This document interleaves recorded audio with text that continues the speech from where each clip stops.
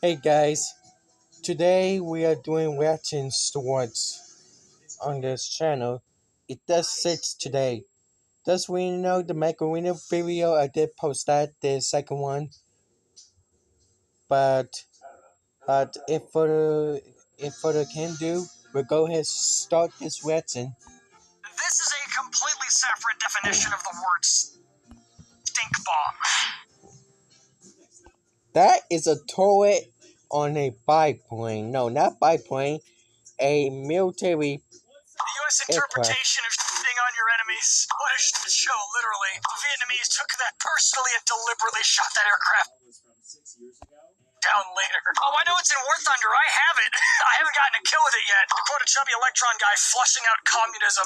Looks like something one of my friends from the backwoods would do in case of a no-knock warrant. When what they've been serving you on the front lines is toxic enough for you to think to use it as a weapon because Geneva hasn't seen this shit yet. Someone had to call in the plumbers to clear that shit out. We already threw the kitchen sink. What else can we throw? Our Marine detachment has an idea. U.S. Navy pilot, come here, you little shit. Delete the entire grid square. Delete the entire shit square, more likely. Laxative missile ready for deployment. Yeah, because it's gonna make you shit yourselves the minute you see it. Oh yeah, no, here's the funniest thing. The carriers don't use that type of toilet. Somebody smuggled that thing out of the ship for this. It was done for second game. They smuggling on that ship. Holy shit. Oh my god. This is a completely birds of a feather flock together. Whether it be an eagle or a phoenix. Why does this look vaguely inappropriate, like the phoenix should be blurred out or pixelated? Well, Why? someone's happy. Don't speak to me or my son. Wait, the missile that thing the jet carrying looked familiar. If I do remember, it was on a Navy ship, but nah, that's overthinking it. Never again. Here we see the mother hen warming their eggs. Fighter jet of prey with its food, a captured Phoenix missile. Take your son, progenitor to work day. A mama bird protecting its young. If they can mount these, I genuinely want to see how many Phoenixes we can shove on an F-15EX. That tail says NASA on it. I guess the Space Force has been around a bit longer. You can't combine the best of best of both worlds. The U.S. hold my beer, World Star, baby. World Star, babe. Here we see an F-15 taking his adopted missile out for a ride. I don't think the F-15 can hit us at that range. F-15, hold my defense budget. You want my wings? Come and take them. Ace Combat protagonist mode engaged. The schnoz on this thing. It can smell the sub. That is big, like big on the nose. Marines. The schnozzed arrival of Brezhnev's monobrow.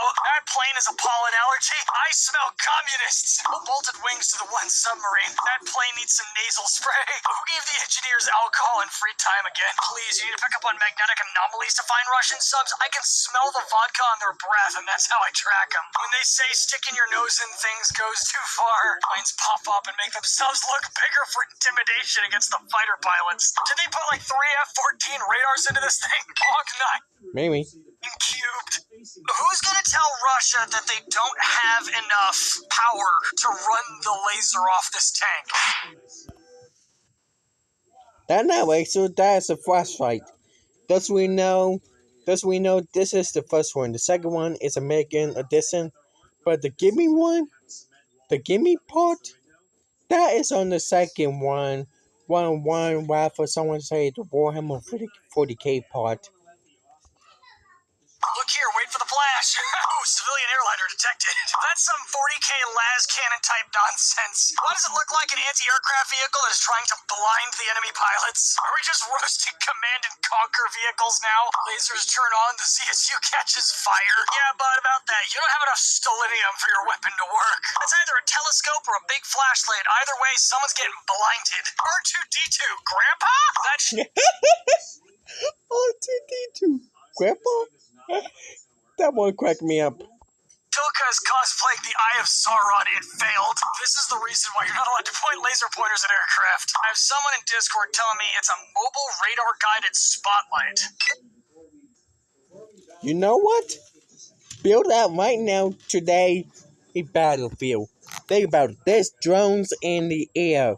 Drones come out at night. That is some messed up situation. You had that on the battlefield. Phil Russell in Ukraine using both sides, using that right, try to get enemy drones. But that is something in Ukraine we might use. If if if Ukraine have this in their arsenal, they will probably use this at night to track drones. That will probably what they do. That would make a lot more sense. Someone was gulagged for saying whose bright idea was this, but nobody liked the pun. I present to you Tunguska, America edition. Told you American edition. Wait, they're not fast, right? You get no fast one on it. No, we have Gepard at home. Who made the Abrams sci-fi? What in the 40K? Gimme. Told you. My sweet defense budget. ADAT's father. Engineers, how much firepower? Marines. Yes. Pictured Megatron mid-transformation. Who turned the Abrams into a movie super weapon? This feels like somebody tried to make an Aegis on land. On one hand, I'd not want to be anywhere near that in an aircraft. On the other hand, it's a Geneva suggestion waiting to happen. I present to you Tunguska. Wherever Super Earth needs managed democracy delivered, the Super Destroyer will be there to same-day ship our enemies straight to their god, or at least whatever counts for one. And while its primary purpose is to be a forward operating base for the Helldivers Special Forces Group, this floating orbital battle barge still has enough firepower of its own to sink a small landmass. And that's not even counting all the more portable destruction devices it can send to the surface. This is as much death as we could stick inside of a casing. But when I first started looking into the ship, I had a lot of requests for information from the Ministry of Science. Remember, we don't question Super Earth. No bot sympathizing allowed. Okay, Clank. But there were a good few details that I didn't quite understand. Like airlocks. I don't see any. How do they make sure the crew doesn't suffocate to death when they drop the Hellpods or release the Eagle? Where does that crew even live? I don't see any beds or a chow hall anywhere. And of course, where do they put all the Freedom Acorns for the absolutely unholy volume of Democratic tree planters mounted across this floating map remaker? All these questions and more are answered in my latest members-only video, which you can find here on YouTube or over on my Fourth Wall page if you're not into giving Google your data. So make sure to go check it out. Forward to Muck! Pretty much to go in here.